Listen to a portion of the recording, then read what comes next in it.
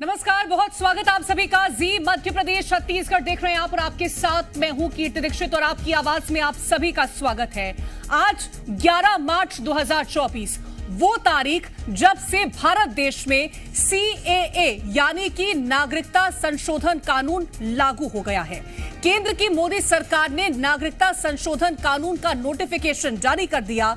लोकसभा चुनाव से पहले केंद्र सरकार का यह बड़ा कदम है। इसके तहत अब 3 पड़ोसी देशों के अल्पसंख्यकों को भारत की नागरिकता मिल सकेगी। नागरिकता संशोधन अधिनियम CAA के तहत 31 दिसंबर 2014 से पहले भारत में बसे बांग्लादेश, पाकिस्तान और अफगानिस्तान से आए हिंदू, सिख, जैन, बौद्ध, पारसी और ईसाइयों सहित प्रताड़ना झेल चुके गैर मुस्लिम प्रवासियों को भारतीय नागरिकता देना है।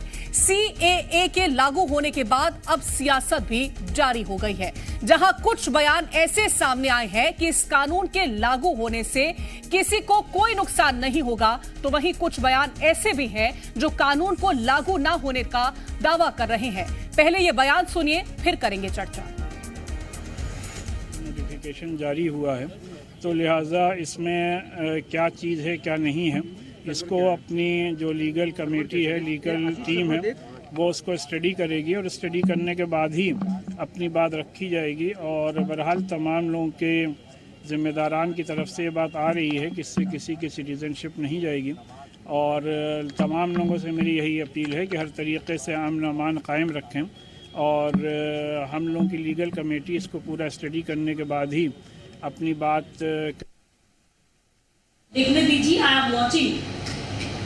हम जब रूल्स निकालेंगे हम उसको स्टडी करके जो बताना है कल बताएंगे।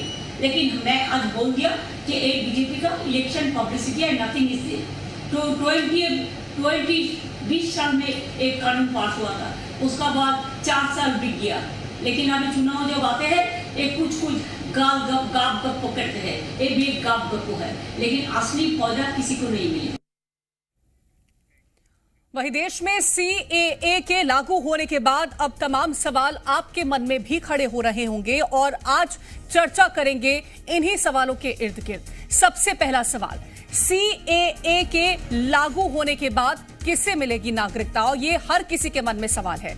नागरिकता के लिए कैसे आवेदन कर सकेंगे, यानी कि इसका पूरा प्रोसेस क्या कुछ रहने वाला है, इसको लेकर के भी आपके मन में सवाल उठ रहे होंगे।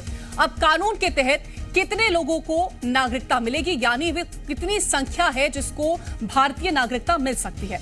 कानून के तहत क्या किसी की नागरिकता को खतरा है, क्योंकि लोगों के मन में एक असमंजस की स्थिति है, लेकिन ऐसा कुछ भी नहीं है क्योंकि किसी तरह का कोई खतरा भारतीय नागरिकों के लिए नहीं होने वाला है। अब बड़ी खबर आप तक पहुंचा दे, जहां CAA पर गृह मंत्री अमित शाह ने ट्वीट किया है। पीएम मोदी ने एक और वादा पूरा किया है। अमित शाह ने CAA के नियम जारी कर दिए हैं। बड़ी खबर आप तक पहुंचा दे, जहां पर गृह मंत्री अमित शाह की तरफ से CAA को लेकर के ये ट्वीट किया गया है और क्या नियम है वो भी जारी कर दिए गए हैं। अमित शाह ने CAA के नियम जारी कर दिए हैं। तो देखिए, प्रधानमंत्री नरेंद्र मोदी ने एक और वादा पूरा किया, ये गृह मंत्री अमित शाह ने कहा है। दरअसल उनकी तरफ से ट्वीट किया गया और इस ट्वीट के जरिए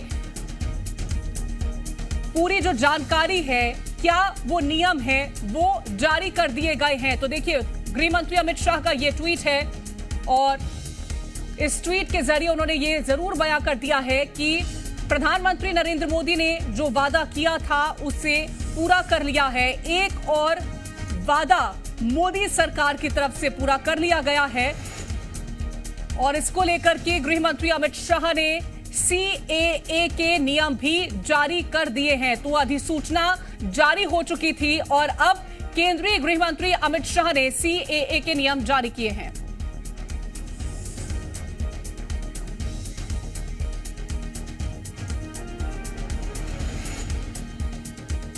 और CAA तो लागू हो गया देश भर में, लेकिन इस पर सियासत फिर से शुरू हो गई है।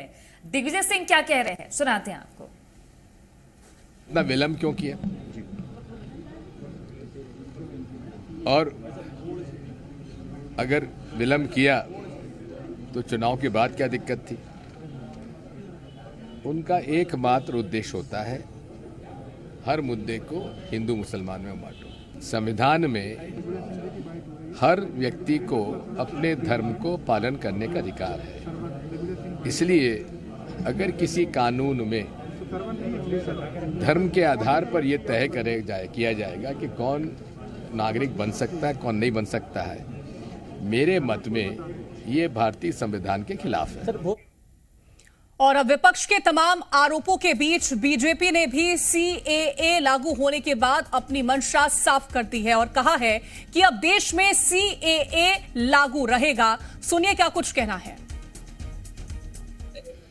भारत ही एक ऐसा देश है जो सेकुलर है, तो सेकुलर है, लेकिन पाकिस्तान जो है वो तो इस्लामिक कंट्री है, बांग्लादेश जो है वो इस्लामिक कंट्री है, अफगानिस्तान जो है वो इस्लामिक कंट्री है।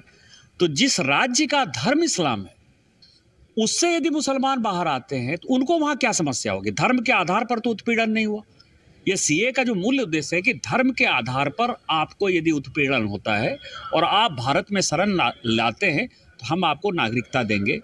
इसमें यदि विपक्षी ह्यू एंड क्राई कर रहा है तो ये शुद्ध वोट बैंक की पॉलिटिक्स है, शुद्ध मुस्लिम पॉलिटिक्स है और इनको तरस आना चाहिए, इनको शर्म आना चाहिए, इनको देश से माफ़ी मांगनी चाहिए कि इन्हीं लोगों के इसी व्यवहार के कारण भारत का विभाजन हो गया।